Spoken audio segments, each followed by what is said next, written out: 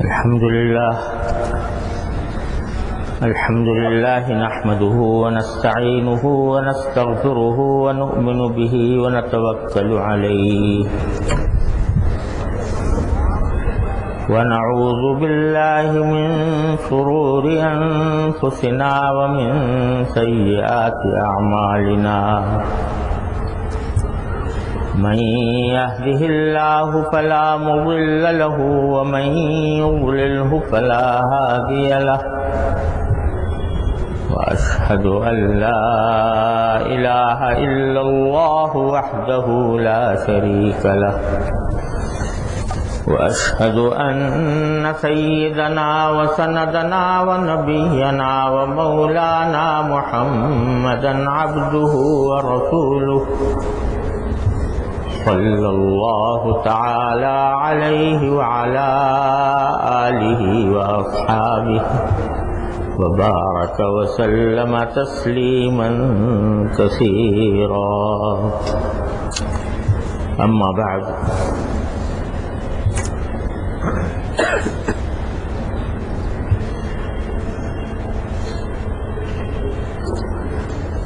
اللہ تبارک و تعالیٰ کے فضل و کرم سے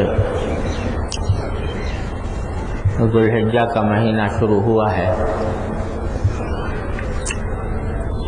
اور جیسا کہ اس مہینے کے نام ہی سے ظاہر ہے، اس مہینے کی سب سے اہم خصوصیت اور فضیلت یہ ہے کہ اللہ تبارک و تعالی نے اس میں حج بیت اللہ کو مشروع فرمایا۔ اسی کا نتیجہ یہ ہے کہ اس زمانے میں 4 دانگ عالم سے، دنیا بھر سے لوگ جوق در جوق بیت اللہ کا سفر کر رہے ہیں، اور کچھ ایسا لگتا ہے جیسے بیت اللہ میں کوئی مقناطیس ہے جو چاروں طرف سے انسانوں کو کھینچ رہا ہے۔ ان لوگوں نے وہ منظر دیکھا ہے، ان کو اس بات کا احساس ہوگا کہ حضرت ابراہیم خلیل اللہ علیہ السلام نے جو پکار لگائی تھی آج سے 5-6 ہزار سال پہلے، اللہ تعالیٰ کے حکم سے اللہ تعالیٰ نے حکم دیا تھا کہ اذن فی الناس بالحج، کہ لوگوں میں اعلان کرو حج کا، اور اس کے نتیجے میں کیا ہوگا کہ یاتوک رجالا وعلی کل ضامر یاتین من کل فج عمیق، کہ لوگ پیدل چل چل کر آئیں گے اور دبلے ہوئے اونٹوں سے پر چڑھ چڑھ کر آئیں گے اور دور دراز سے آئیں گے۔ تو ہر سال اس کا نظارہ اللہ تبارک و تعالیٰ دکھاتے ہیں، اور حضرت ابراہیم خلیل اللہ علیہ السلام نے دعا فرمائی تھی کہ فَاجْعَلْ أَفْئِدَةً مِّنَ النَّاسِ تَهْوِي إِلَيْهِمْ، کہ آپ لوگوں کے دلوں کو ایسا بنا دیجئے کہ کھچ کھچ کر اس کی طرف آئے۔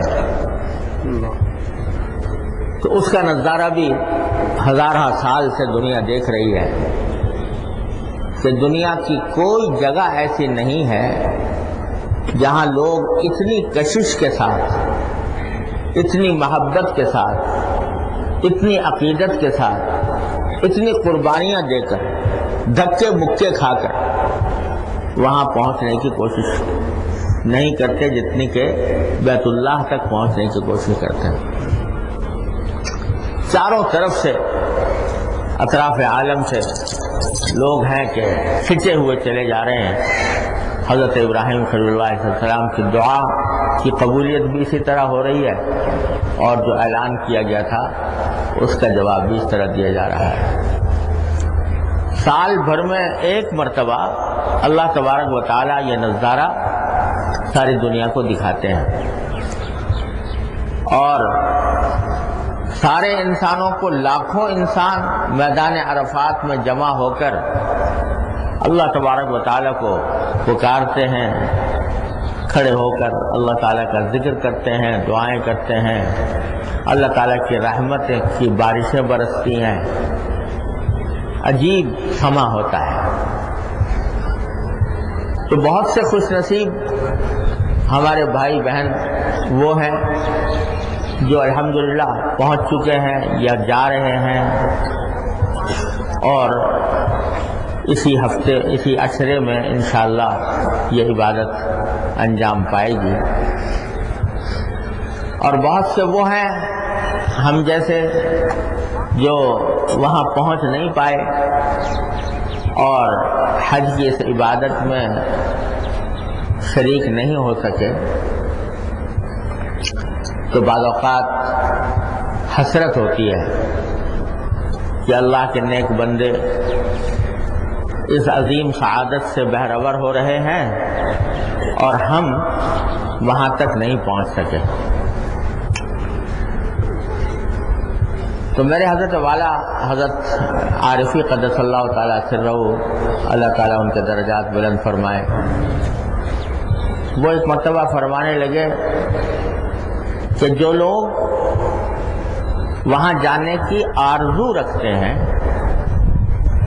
اور ان کے دل میں تمنا ہے لیکن اپنے حالات کی وجہ سے نہیں جا سکے، کوئی اس وجہ سے نہیں جا سکا کہ اتنا خرچہ برداشت نہیں کر سکتا، کوئی اس وجہ سے نہیں جا سکا کہ مختلف مصروفیات نے اس کے پاؤں میں زنجیریں ڈالی ہوئی ہیں، کوئی اس وجہ سے نہیں جا سکا کہ اس کے ذمے اور کچھ حقوق ہیں، فرائض ہیں جن کو وہ انجام دے رہا ہے۔ تو حضرت فرماتے تھے کہ کیا اللہ تبارک و تعالی اس بندے کو جو کسی اپنے ذاتی حالات کی وجہ سے یا مالی وسعت نہ ہونے کی بنا پر وہاں نہیں پہنچ سکا، کیا اس کو اس لیے محروم فرما دیں گے کہ بھئی اس کے پاس پیسے نہیں تھے، اور اس کو اس لیے محروم فرما دیا جائے گا کہ کیونکہ پیسے نہیں تھے، اس کے اوپر حج فرض بھی نہیں تھا اور پیسے نہ ہونے کی وجہ سے یہ نہیں جا سکا؟ تو ہمارے حضرت فرماتے تھے کہ اللہ تبارک و تعالیٰ کے ساتھ یہ بدگمانی کسی طرح بھی درست نہیں۔ اگر دل میں واقعی خواہش ہے، لگن ہے، آرزو ہے اور حالات کی وجہ سے نہیں پہنچ سکا، تو انشاءاللہ اللہ تبارک و تعالیٰ اس کو محروم نہیں فرمائے، اور اس محرومی سے بچانے کے لیے اللہ تبارک و تعالیٰ نے یہاں ہم لوگوں کے لیے بھی اس عشرے میں کچھ خصوصی احکام عطا فرما دیے ہیں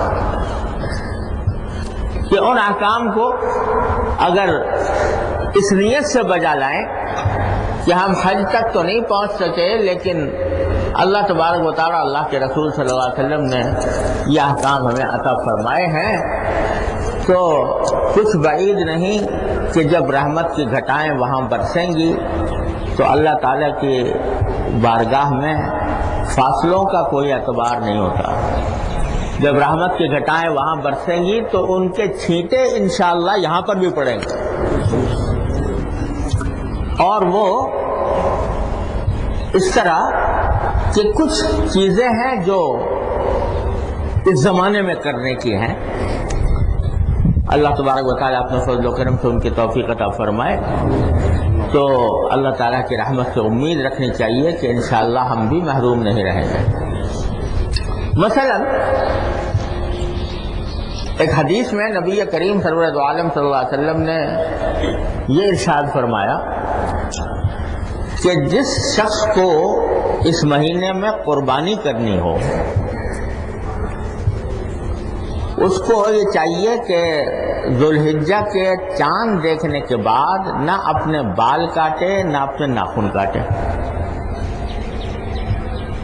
یہ ایک حدیث ہے جس رسول کریم صلی اللہ علیہ وسلم سے صحیح مسلم میں مروی ہے کہ جس کو قربانی کرنی ہے واجب قربانی ہو یا نفلی قربانی ہو، تو اس کو چاہیے کہ چاند دیکھنے کے بعد اپنے بال بھی نہ کاٹے اور اپنے ناخن بھی نہ کاٹے۔ یہ ایک حکم آیا ہے، اگرچہ تمام علماء کا تقریباً اس پر اتفاق ہے، فقہاء کرام کا، کہ یہ حکم وجوب کے لیے نہیں ہے، یعنی ایسا کرنا واجب نہیں، فرض نہیں، لیکن مستحب ہے۔ مستحب ہے یعنی اگر کوئی شخص اس حکم پر عمل کرے گا تو ثواب ملے گا ان کو انشاءاللہ اس حکم پر عمل کرنے کا۔ اور اسی وجہ سے علماء کرام نے ایک اور بات بھی فرمائی ہے کہ اگر کسی شخص کو ناخن کاٹے ہوئے یا مثلا بغلوں کے بال صاف کیے ہوئے 40 دن ہو گئے ہوں تو پھر اس حکم پہ عمل نہیں کرنا چاہیے، کیونکہ 40 دن کے بعد ناخنوں کو مؤخر کرنا، ناخن کاٹنے کو مؤخر کرنا مکروہ ہے، ناجائز ہے۔ یا جیسے بغلوں کے بال ہوتے ہیں یا زیر ناف کے بال ہوتے ہیں، ان کو 40 دن کے اندر صاف کرنا یہ سنت مؤکدہ ہے، لہذا اگر کوئی شخص اس کی خلاف ورزی کرے تو اس کے وہ قابل ملامت ہے، مکروہ ہے، ایسا کرنا مکروہ ہے اس کے لیے۔ تو کسی مستحب کی خاطر مکروہ عمل کرنا درست نہیں ہوتا، لہذا اگر کسی کو فرض کرو دیر ہو گئی اور 40 دن گزر گئے تو اس کو اس حکم پر عمل نہیں کرنا چاہیے، لیکن اگر نہیں گزرے تو پھر مستحب ہے کہ وہ بال نہ کاٹے اور ناخن نہ کاٹے۔ اب یہ جو ایک حکم آیا بڑا عجیب سا لگتا ہے، کیوں نہ کاٹے، کیوں بال نہ کاٹے، کیوں ناخن نہ کاٹے؟ تو میرے والد ماجد حضرت مفتی اعظم قدس اللہ تعالیٰ سرہ اس کی حکمت بیان فرمایا کرتے تھے کہ در حقیقت اس حکم کے ذریعے ہمیں آپ کو اللہ تبارک و تعالیٰ ان حاجیوں کے ساتھ ان کی مشابہت پیدا کرنا چاہتے ہیں جو اس وقت احرام باندھ کر حج کی نیت سے گئے ہیں۔ جب آدمی احرام باندھتا ہے تو احرام میں اللہ تبارک و تعالیٰ نے کچھ خصوصی پابندیاں عائد فرمائی ہیں، اس میں یہ بھی ہے کہ سلے ہوئے کپڑے نہیں پہن سکتا، اس میں یہ بھی ہے کہ خوشبو نہیں لگا سکتا، اس میں یہ بھی ہے کہ بال نہیں کاٹ سکتا، اس میں یہ بھی ہے کہ ناخن نہیں کاٹ سکتا، اس میں یہ بھی ہے کہ چہرے کو نہیں ڈھانک سکتا۔ یہ ساری پابندیاں عائد ہو جاتی ہیں احرام شروع ہوتے ہی، جو یہ احرام کی نیت کی اور تلبیہ پڑھا لبیک اللہم لبیک تو یہ پابندیاں اس کے اوپر عائد ہو جاتی ہیں۔ تو میرے والد ماجد قدس اللہ تعالیٰ سرہ فرمایا کرتے تھے کہ در حقیقت ہم لوگوں کو جو حج کو نہیں جا سکے ان کو اللہ تبارک و تعالیٰ کی طرف سے یہ ایک اشارہ دیا گیا ہے کہ تم اگرچہ حج کو نہیں جا سکے لیکن حج کو جانے والوں کی تھوڑی سی مشابہت پیدا کر لو۔ وہ یہ مشابہت اس طرح پیدا کر لو کہ وہ اس زمانے میں بال نہیں کاٹ رہے تم بھی نہ کاٹو، وہ ناخن نہیں کاٹ رہے تم بھی نہ کاٹو، تو ایک مشابہت پیدا ہو جائے گی ان لوگوں کے ساتھ کہ جن کو اللہ تبارک و تعالیٰ نے حج بیت اللہ کی سعادت سے نوازا ہے۔ تو تم یہ کہنے کے قابل ہو جاؤ گے کہ تیرے محبوب کی یا رب شباہت لے کے آیا ہوں، تیرے محبوب کی یا رب شباہت لے کے آیا ہوں، حقیقت اس کو تو کر دے، میں صورت لے کے آیا ہوں۔ تو اللہ تبارک و تعالیٰ اس صورت کے بدولت بھی نواز دیں گے، کیونکہ جب ان کے اوپر رحمت کی گھٹائیں برسیں گی تو اس کا چھینٹا انشاءاللہ تمہارے اوپر بھی پڑ جائے گا۔ یہ حکمت ہے اس حکم کے اندر۔ تو اس طرح اللہ تبارک و تعالیٰ نے ہم یہاں پر رہنے والوں کو ایک طرح سے ان احرام باندھنے والوں کے ساتھ اور حج میں جانے والوں کے ساتھ اللہ تبارک و تعالیٰ نے ایک نسبت اور ایک مشابہت پیدا فرما دی۔ پھر وہ حضرات وہاں پر جب جاتے ہیں احرام باندھ کر تو یہ منظر وہاں دیکھنے کا ہوتا ہے کہ پوری فضا لبیک اللہم لبیک کی صداؤں سے گونجتی ہوتی ہے. لبیک اللہم لبیک لبیک لا شریک لک لبیک ان الحمد والنعمت لک والملک لا شریک لک. تو یہ تلبیہ لبیک اللہم لبیک اتنا پڑھا جاتا ہے اس زمانے میں کہ چاروں طرف سے یہی صدائیں بلند ہوتی نظر آتی ہیں. جس کو دیکھو وہ یہ لبیک اللہم لبیک پڑھ رہا ہے، فضائیں اس سے گونج رہی ہیں. یہاں تک کہ علماء کرام نے فرمایا، اور ظاہر ہے کہ قرآن و سنت کے دلائل کی بنیاد پر فرمایا، کہ جب آدمی احرام باندھ لے تو کوئی بھی ذکر لبیک اللہم لبیک سے زیادہ افضل نہیں ہے اس کے لیے. سب سے زیادہ افضل ذکر اس کے لیے یہ ہے کہ لبیک اللہم لبیک پڑھتا ہے، اور بلند آواز سے پڑھتا، بلند آواز سے لبیک اللہم لبیک پڑھنے کا حکم دیا گیا ہے. تو ایک حج کے ماحول میں ایک خصوصیت یہ ہوتی ہے کہ ساری فضائیں لبیک کی صداؤں سے گونج رہی ہوتی ہیں. اس کی ایک مشابہت اللہ تبارک و تعالیٰ نے ہمارے لیے یہاں پیدا فرما دی. وہ یہ کہ یہ فرمایا کہ ایام تشریق میں، یعنی جب 9 ذی الحجہ کی تاریخ جو آنے والی ہے، عرفے کا،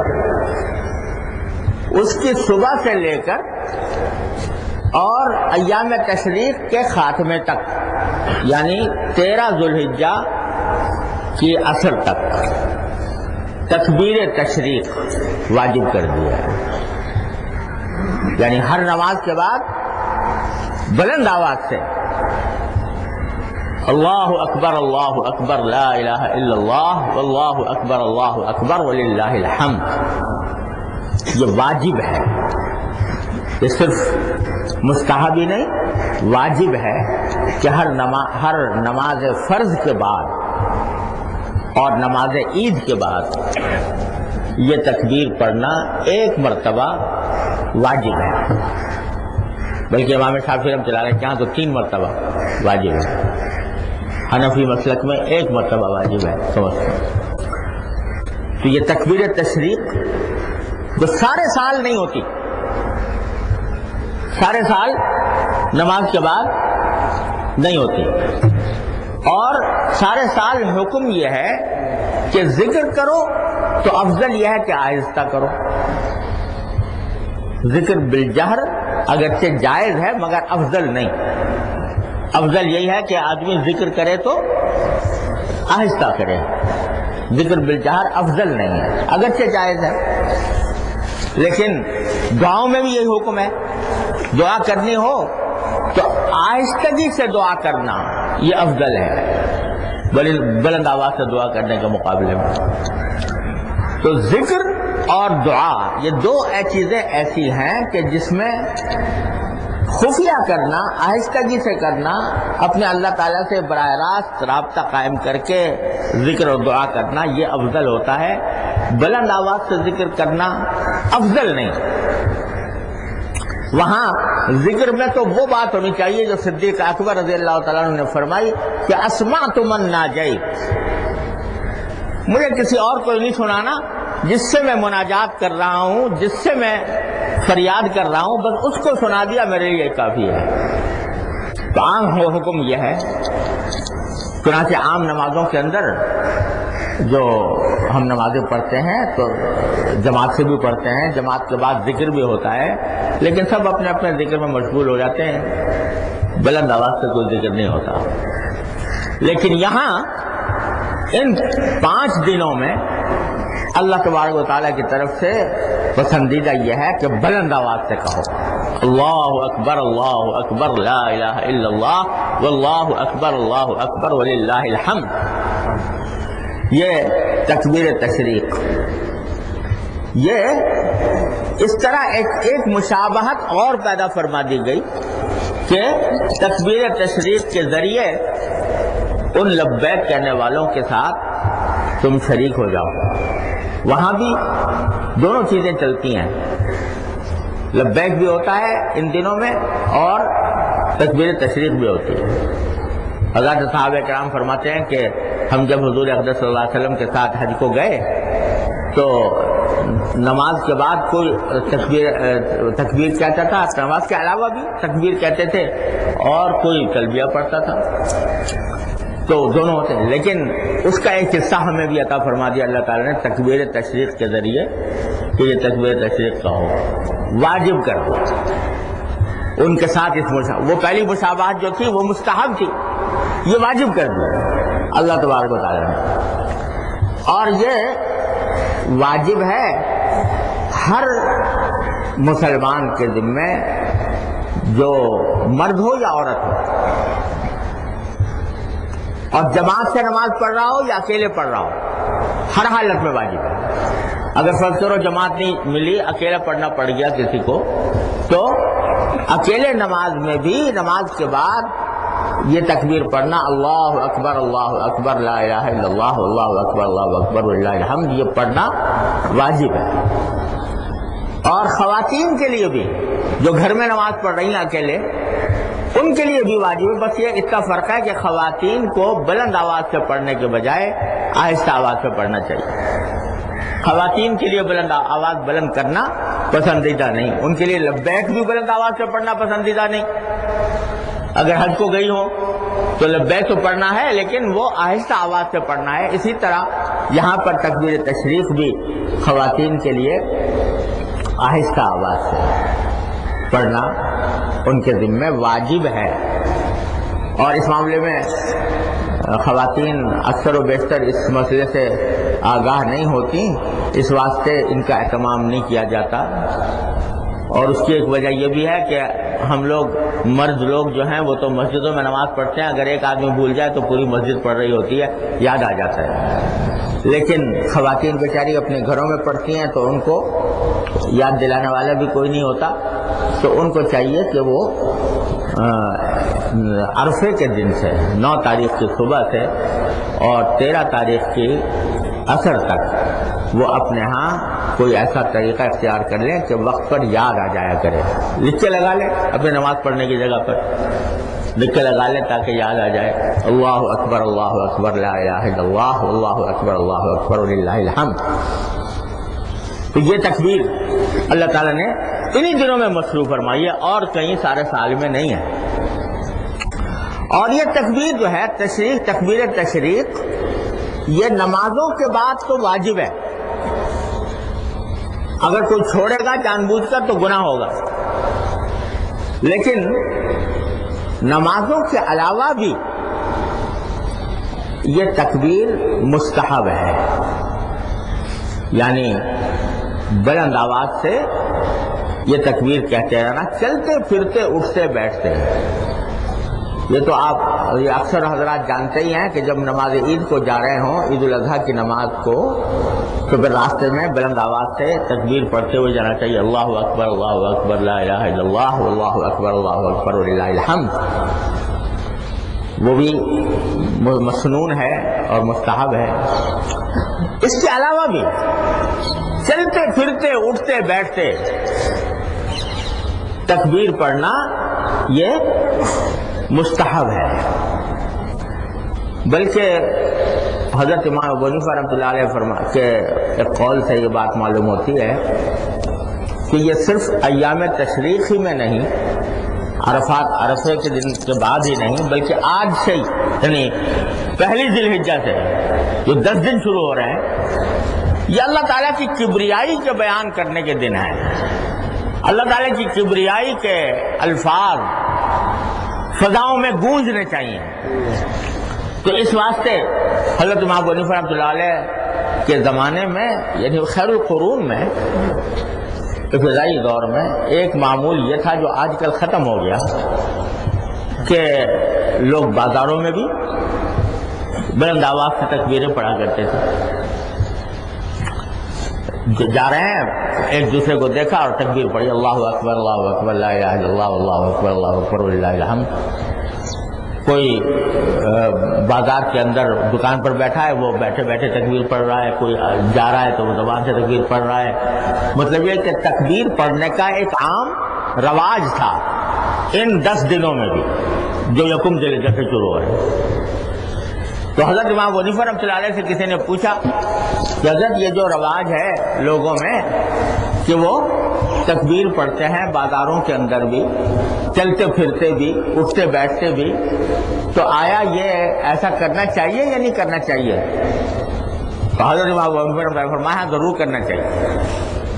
انہوں نے اس کی ترغیب دی اور اس کی بنا پر علماء کرام نے فرمایا کہ ان 10 دنوں میں بھی چلتے پھرتے اٹھتے بیٹھتے تکبیر پڑھنا اولا ہے، بہتر ہے۔ اور یہ بہتر اب آج کل کچھ مفقود سا ہو گیا ہے، ہم لوگ چھوڑ بیٹھے ہیں۔ یوں تو نہیں کہنا چاہیے کہ سنت ہے، اس واسطے کہ نبی کریم صلی اللہ علیہ وسلم سے براہ راست ثابت نہیں، لیکن خیر القرون کے اندر جبکہ صحابہ بھی موجود تھے، تابعین بھی تھے، تبع تابعین بھی تھے، تو وہ یہ عمل کرتے رہے ہیں اور اس کے اوپر کوئی نکیر نہیں ہوئی، فقہاء کرام نے اس کو اولا قرار دیا۔ تو اس واسطے ان 10 دنوں کے اندر بھی تکبیر کا کثرت سے زبان پر ہو اور دعوات سے ہو تو کوئی مذائقہ نہیں، اچھی بات ہے اور اس کو رواج دینا بہتر ہے۔ بلکہ جو ایام تشریق ہیں یعنی یوم عرفے کے دن کے بعد سے لے کر 13 تاریخ تک، اس میں تو صحابہ کرام سے ثابت ہے۔ حضرت عبداللہ بن عمر رضی اللہ تعالیٰ عنہما جو مشہور صحابی ہیں اور اتباع سنت کی تصویر تھے، ان کا ہر عمل اتباع سنت کے مطابق ہوا کرتا تھا اور لوگ ان کے عمل سے سنتیں سیکھا کرتے تھے۔ ان کے بارے میں روایات میں آتا ہے کہ وہ نہ صرف یہ کہ نمازوں کے بعد تکبیر کہتے تھے، بلکہ کھانا کھا رہے ہیں تو پہلے تکبیر سے آغاز کیا، کھانا کھانے کے بعد تکبیر کہی، اپنے خیمے کے اندر رہے اس میں تکبیر کہی، یہاں تک کہ بازاروں میں نکلتے تو بازاروں میں نکلتے وقت تکبیر کہتے اور ان کی تکبیر سن کر سارے بازار والے تکبیر کہتے، یہاں تک کہ منا تکبیروں سے گونجنے لگتا تھا۔ یہ روایات میں آتا ہے۔ تو کچھ اللہ تبارک و تعالیٰ نے ان دنوں کو اپنی شان کبریائی کے اعلان اور اظہار کا ایک مظہر بنایا ہے، تو اس میں اللہ تبارک و تعالیٰ کی تکبیر کا خصوصی اہتمام کرنا چاہیے، اللہ تعالیٰ کی بڑائی بیان کرنے کا۔ اللہ اکبر لا الہ الا اللہ واللہ اکبر وللہ الحمد۔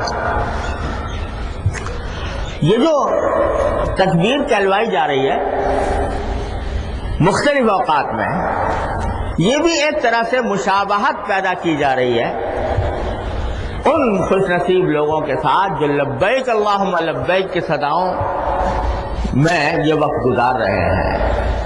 تو اللہ تبارک و تعالیٰ کچھ بعید نہیں ہے کہ اس کی برکت سے ہمیں بھی ان نعمتوں اور رحمتوں سے سرفراز فرما دے جو وہاں جانے والے لوگوں کو اللہ تبارک و تعالیٰ عطا فرمائے۔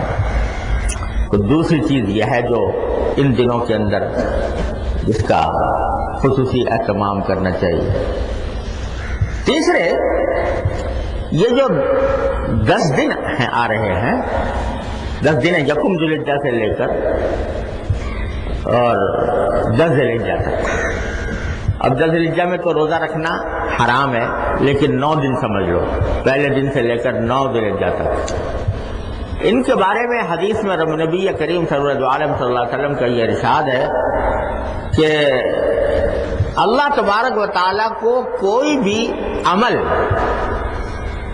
خیر، عبادت کا کوئی عمل وہ کسی اور دن میں اتنا محبوب نہیں جتنا ان دنوں میں محبوب ہے، یعنی رمضان کو چھوڑ کر۔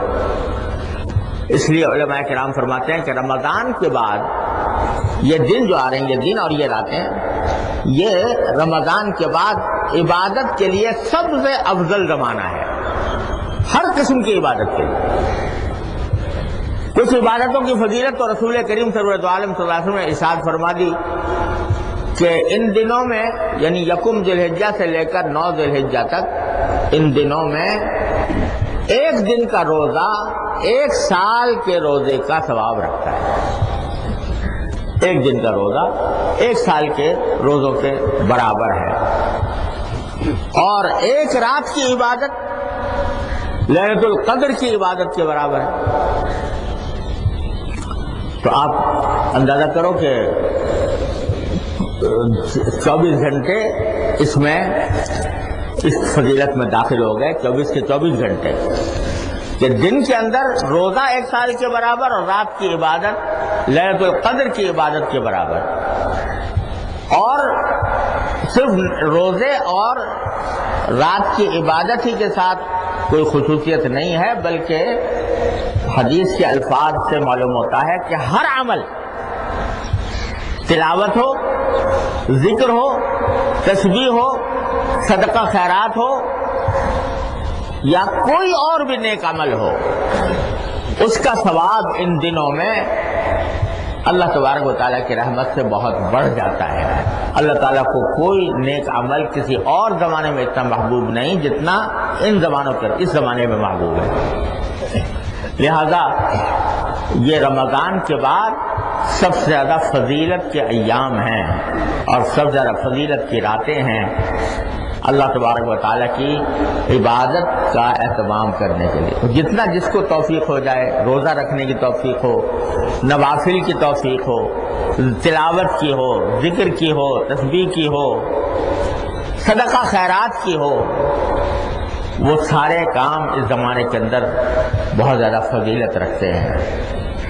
تو جن کے ذریعے اللہ تبارک و تعالیٰ اپنے فضل و کرم سے ہمیں بھی حج کی عبادت کے ثواب سے اور اس کی رحمتوں سے انشاءاللہ معروم نہیں فرمائیں گے۔ اگر اللہ تبارک و تعالیٰ کی رحمت سے یہ امید رکھنی چاہیے کہ دور رہنے والوں کو بھی، دور افتادگان کو بھی اللہ تعالیٰ کی رحمت انشاءاللہ ضرور پہنچے گی۔ اور پھر ان میں بھی خاص طور پر عرفے کا دن جو ہے، یعنی 9 ذی الحجہ، اس کی خصوصی فضیلت ہے کہ وہ 1 سال پہلے کے گناہوں کا کفارہ ہو جاتا ہے۔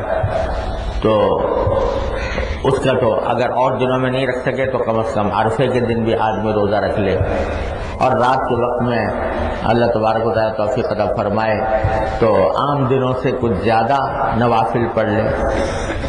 عام دنوں میں تہجد کی توفیق نہیں ہوتی، ان دنوں کے اندر اہتمام کر لے۔ آج کل تو راتیں بھی ذرا بڑی ہونے لگی ہیں، اور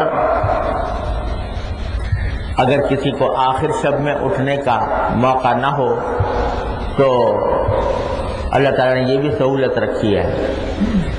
ایک حدیث ہے، موجم طبرانی میں حدیث آئی ہے، جس میں نبی کریم صلی اللہ علیہ وسلم سے یہ بات منقول ہے کہ اگر کوئی شخص عشاء کے فرض اور وتر کے درمیان، عشاء کی نماز فرض کے بعد کسی بھی وقت کوئی بھی نفلی نماز پڑھ لے تو وہ صلاۃ اللیل میں لکھی جائے گی، رات کی نماز میں لکھی جائے گی۔ وہ جس کا اصل وقت تہجد کا وقت ہوتا ہے، اگر اس وقت نہ پڑھ سکے تو کم از کم عشاء کے بعد کچھ نفلیں بنیت صلاۃ اللیل پڑھ لے۔ تو اور اگر کوئی پہلے سے پڑھتا ہے تو اس میں کچھ اضافہ کر لے، تو تاکہ اس رات ان راتوں کی فضیلت میں اللہ تبارک و تعالیٰ اس کو بھی حصہ دار بنا دے۔ یہ خصوصی احکام ہیں جو اللہ تبارک و تعالیٰ نے ایام کے لیے رکھے ہیں۔ اور پھر اس کی انتہا ہوتی ہے قربانی کے اوپر، قربانی کے اوپر کہ جب 10 ذی الحجہ آ گئی تو قربانی کے دن شروع ہو گئے۔ یہاں پھر وہی بات ہے کہ حج میں بہت سے حاجی قربانی کر رہے ہیں، جنہوں نے قران کیا، جنہوں نے تمتع کیا، ان کے ذمہ قربانی واجب ہے، اور جنہوں نے افراد کیا ان کے ذمہ واجب نہیں ہے لیکن مستحب ہے، وہ قربانی کرتے ہیں وہاں پر۔ تو اللہ تبارک و تعالیٰ نے ہمیں تیسرے ایک مشابہت کی عطا فرما دی کہ قربانی کرو۔ وہاں بھی کیا ہوتا ہے کہ قربانی کرنے کے بعد احرام کھلتا ہے، پھر وہ پابندیاں ختم ہوتی ہیں۔ اب لباس بھی پہن لیتے ہیں حاجی، خوشبو بھی لگا لیتے ہیں، اور اپنے بال بھی کاٹ لیتے ہیں، اپنے ناخن بھی کاٹ لیتے ہیں۔ تو یہاں پر بھی وہ جو مستحب قرار دیا گیا تھا کہ بال نہ کاٹو اور ناخن نہ کاٹو، اس کا انتہا جا کر قربانی پر ہوتی ہے کہ جب قربانی کر لی تو قربانی کرنے کے بعد وہ بال بھی کاٹ سکتے ہیں اور ناخن بھی کاٹ سکتے ہیں۔ تو یہ ایک اور مشابہت قربانی کے اندر اللہ تعالیٰ نے پیدا فرمایا۔ تو یہ اللہ تبارک و تعالیٰ کی طرف سے در حقیقت اگر دیکھا جائے تو یہ جتنے بھی ایام ہیں، چاہے وہ حاجی ہوں یا غیر حاجی ہوں، ان سب کے لیے اللہ تبارک و تعالیٰ نے اپنے رحمت کے دروازے کھولنے کے لیے یہ ایام اور یہ راتیں بنائی ہیں۔ تو ان سے ہمیں اللہ تبارک و تعالیٰ فائدہ اٹھانے کی توفیق عطا فرمائے۔ پھر ان 10 دنوں میں یا 12-13 دنوں میں جو عبادتیں انجام پا رہی ہیں، ان سے ایک اور عظیم سبق ملتا ہے جو در حقیقت اگر انسان ذہن نشین کر لے تو اس کی دینی کامیابی کی کلید ہے۔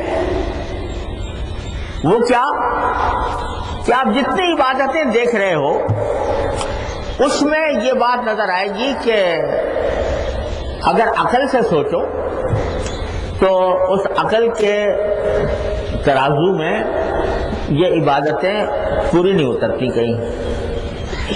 حج میں دیکھو، حج میں کیا عبادت ہو رہی ہے کہ بھائی 25-30 لاکھ آدمی مکہ مکرمہ سے سفر کر کے مینا جا رہے ہیں، اور وہاں پر ایک پتھر لگا ہوا ہے جمرات جس کو کہتے ہیں، اس کو کنکری مار رہے ہیں۔ یہ 25-30 لاکھ آدمی، بلکہ زیادہ، اب تو زیادہ تعداد ہونے لگی، یہ 30-35 لاکھ آدمی صرف ایک پتھر پر 7 کنکریاں مارنے کے لیے 3 دن تک پڑاؤ ڈالے پڑے ہوئے ہیں مینا میں، اور اس کے اوپر اگر دیکھا جائے تو کروڑوں اربوں روپیہ خرچ ہو رہا ہے صرف اس کام کے اوپر کہ 3 دن تک یہ مخلوق جو ہے جا کے ایک پتھر کو کنکری مارے گی۔ ارے بھائی کیا قصور کیا اس پتھر نے تو اس کو کنکریاں ماری جا رہی ہیں؟ تو عقل سے سوچو تو کوئی اس کا مطلب سمجھ میں نہیں آتا۔ بھئی وہ شیطان تھا جس نے بہکایا تھا، وہ تو اب بھی کہیں پتہ نہیں کہاں پھر رہا ہوگا، اور یہ تو ایک پتھر ہے، اس پتھر کے اوپر کنکریاں مار رہی ہے پوری مخلوق، اور اس کنکریاں مار مار کے خوش ہو رہی ہے۔ لوگ پوچھتے ہیں کہ بھائی کر لی، مار لی تم نے؟ کہا بھائی مار لی، جو اس نے مار لی وہ کامیاب ہو گیا، وہ جا کے لوگ دوسروں کو بتاتا ہے کہ بھائی میں نے تو کر لی، میں نے کر لیا۔ اور اس غرض کے لیے پورا 25-30 لاکھ کا شہر جو ہے وہ مکے سے مینا منتقل ہو گیا، وہاں پڑاؤ ڈال دیا، وہاں پوری بستی بس گئی اس کام کے لیے۔ پوچھو کوئی کیوں آئے ہو یہاں؟ یہ تو سارا پورا شہر امٹ کے آ گیا، کس کام کے لیے آئے ہو؟ کہ جو پتھر مارنے پر کنکر مارنے تھے اس پتھر کو۔ تو بظاہر تو کوئی عقل کی بات نظر نہیں آتی، لیکن سکھانا یہ مقصود ہے کہ اس عقل کو رکھ دو بالائے طاق۔ جب ہمارا حکم آ جائے تو جس کام کا ہم حکم دے دیں وہی عقل کے مطابق ہے اور وہی سمجھ کے مطابق ہے، وہی ٹھیک ہے، چاہے تمہاری سمجھ میں آ رہا ہو یا نہ آ رہا ہو، تمہاری عقل اس کو قبول کر رہی ہو نہ قبول کر رہی ہو، اس کو اچھا سمجھ رہی ہو یا برا سمجھ رہی ہو، اصل کام جو ہے وہ اللہ جل جلالہ کے حکم کی اتباع میں ہے۔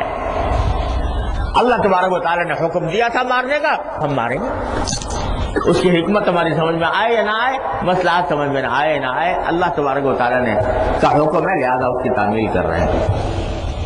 اس زمانے کی ساری عبادتوں میں آپ کو یہی بات نظر آئے گی۔ 1,00,000 نمازوں کا ثواب ہے مسجد حرام میں، سنا ہے نا، سب لوگ جانتے ہیں کہ ایک مسجد حرام میں نماز پڑھنے کا ثواب 1,00,000 نمازوں کے برابر ہے۔ حاجی وہاں پر مقیم ہے، 1,00,000 نمازوں کا ثواب حاصل کر رہے ہیں۔ 8 تاریخ آئی، حکومت نکل جاؤ یہاں سے اور جا کے مینا پڑھ، مینا کے صحرا میں جا کے پڑھو نماز۔ وہاں کیا کام ہے؟ کچھ بھی نہیں، بس 5 نمازیں وہاں پر پڑھنی ہے۔ بھائی کیوں پڑھنی ہے؟ مسجد حرام ہے، کعبہ ہے، اس کے پاس رہ رہے ہیں، اس کے تو پر 1 لاکھ نمازوں کا ثواب مل رہا ہے، نہیں جاؤ یہاں سے اور وہاں جا کر بس پڑھاؤ ڈال لو اور 5 نمازیں وہاں جا کے پڑھو۔ تو بتانا یہ مقصود ہے کہ نہ بیت اللہ میں کچھ رکھا ہے، نہ کعبے میں کچھ رکھا ہے، نہ مسجد حرام میں کچھ رکھا ہے، اصل جو کچھ ہے وہ ہمارے حکم میں ہے۔ جب تک ہم نے کہا تھا کہ مسجد حرام میں 1 لاکھ نمازوں کا ثواب ہے، 1 لاکھ نمازوں کا ثواب ملے گا، جب ہم نے کہا چلے جاؤ تو اب تمہارے لیے اس مسجد حرام میں کوئی فضیلت نہیں ہے، اب تمہاری فضیلت اس صحرا میں ہے، مینا کے صحرا میں جا کر وہاں فضیلت حاصل ہوگی۔ قدم قدم پر اللہ تبارک و تعالیٰ نے یہ بات دکھائی ہے۔ اسی کا ایک مظاہرہ ہمارے یہاں قربانی میں ہے کہ قربانی ایک ایسی عبادت ہے کہ بس ان 3 دنوں میں انجام پائے گی، اور سارے سال قربانی نہیں۔ اور سارے سال آپ اگر بکرا ذبح کرو تو گوشت صدقہ کر سکتے ہو، لیکن قربانی کی عبادت نہیں۔ قربانی کی عبادت کا مطلب یہ ہے کہ جانور کے گلے پر اللہ کے نام پر اللہ کے لیے چھری پھیر دی، قربانی کی عبادت ہو گئی۔ گوشت سے اس کا کوئی تعلق نہیں، وہ صرف اللہ کے نام پر جانور کو ذبح کرنے کا نام ہے قربانی، یہ ادا ہو گئی۔ بھائی سارے سال پڑا ہوا تھا، وہاں پر ہمارے پاس پیسے بھی تھے، اس وقت ہم قربانی کر لیتے، اس وقت قربانی وہ قربانی کچھ نہیں۔ اگر سارے سال کرتے رہو تو کوئی قربانی کا ثواب نہیں ملے گا۔ اور ان دنوں میں اللہ تعالیٰ نے کہہ دیا کہ قربانی سے زیادہ فضیلت والا عمل ان دنوں میں کوئی اور نہیں۔ تو آپ ان دنوں کے اندر اگر کر رہے ہو تو وہ عبادت ہے، اللہ تعالیٰ کے قرب کا ذریعہ ہے، اللہ تعالیٰ کو پسند آ رہا ہے، اللہ تعالیٰ کی رضا حاصل ہو رہی ہے۔ اور دنوں میں کرو تو کچھ بھی نہیں، کچھ حاصل نہیں ہوتا، بس گوشت ہی گوشت ہے، لیکن قربانی کچھ نہیں۔ تو یہ سارے احکام اللہ تبارک و تعالیٰ نے جو عطا فرمائے ان دنوں میں، اس میں سبق یہ دینا ہے کہ اگر مسلمان ہو تو تمہیں سب سے زیادہ اہمیت اس بات کو دینی چاہیے کہ اللہ تبارک و تعالی اور اللہ کے رسول صلی اللہ علیہ وسلم نے جو کوئی حکم دے دیا یا جو کوئی چیز مشروع قرار دے دی، اس کو بے چون و چرا مان کر اس پر عمل کرو۔ اس میں عقلی گھوڑے مت دوڑاؤ کہ بھائی کیوں ایسا کیوں ہو گیا اور ایسا کیوں نہیں ہو گیا، یہ کیوں حلال ہو گیا کیوں حرام ہو گیا، اس کیوں کی فکر میں نہ پڑو، بلکہ جو اللہ نے حکم دے دیا، اللہ کے رسول صلی اللہ علیہ وسلم نے حکم دے دیا، اس کو اسی طرح عمل کر لو جس طرح کہا گیا۔ یہ اگر ہماری سمجھ میں آ جائے یہ نقطہ کہ دین در حقیقت نام ہے اتباع کا، اللہ تعالیٰ کے حکم کی اتباع کا، اللہ کے رسول صلی اللہ علیہ وسلم کے حکم کی اتباع کا، تو بے شمار خرخشے جو آج کی دنیا میں لوگوں کے ڈالے ہوئے ہیں وہ ختم ہو جائیں۔ حکم ہے، بس جو حکم ہے تو اس حکم کی اتباع کرنی ہے، کیوں کا سوال نہیں ہے۔ اللہ تعالیٰ اپنی رحمت سے ہمارے دلوں میں یہ بات اچھی طرح بٹھا دے اور ان ایام اور ان راتوں سے اپنی رضا کے مطابق صحیح طور پر فائدہ اٹھانے کی توفیق عطا فرمائے۔ وصلی اللہ تعالیٰ علی خیر خلق محمد اللهم صل على سيدنا ومولانا محمد وعلى ال محمد كما صليت على ابراهيم وعلى ال ابراهيم انك حميد مجيد ربنا ظلمنا انفسنا وان لم تغفر لنا وترحمنا لنكونن من الخاسرين ربنا آتنا في الدنيا حسنة وفي الآخرة حسنة وقنا عذاب النار ربنا اغفر لنا ذنوبنا وإسرافنا في أمرنا وثبت أقدامنا وانصرنا على القوم الكافرين یا ارحم الراحمین اپنے فضل و کرم سے رحمت سے ہمارے تمام گناہوں کو معاف فرما۔ یا اللہ ہمارے اعمال و اخلاق کی اصلاح فرما۔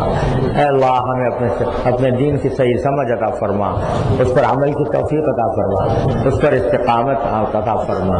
یا اللہ تمام حاضرین و حاضرات کو ان کے تمام جائز مقاصد میں اپنے فضل و کرم سے کامیابی عطا فرما۔ اے اللہ ہر طرح کے شر سے فتنے سے ہماری حفاظت فرما، ہمارے گھر والوں متعلقین احباب سب کی حفاظت فرما۔ یا اللہ ہماری ہر طرح کے منکرات سے معصیتوں سے گناہوں سے حفاظت فرما۔ یا اللہ اپنے دین کے اوپر پر عمل کرنے کی توفیق عطا فرما. یا اللہ دین کی صحیح سمجھ عطا فرما دے, اس پر عمل کی توفیق عطا فرما, اس پر استقامت عطا فرما. یا اللہ جن جن لوگوں نے ہم سے دعا کی, فرمائش کی, اپنی رحمت سے ان سب کی دلی مرادوں کو پورا فرما. اللہم ربنا تقبل منا انک انت السمیع العلیم وتب علینا انک انت التواب الرحیم. صلی اللہ تعالی علی خیر خلقہ سیدنا مولانا محمد وعلی آلہ واصحابہ اجمعین. آمین برحمتک یا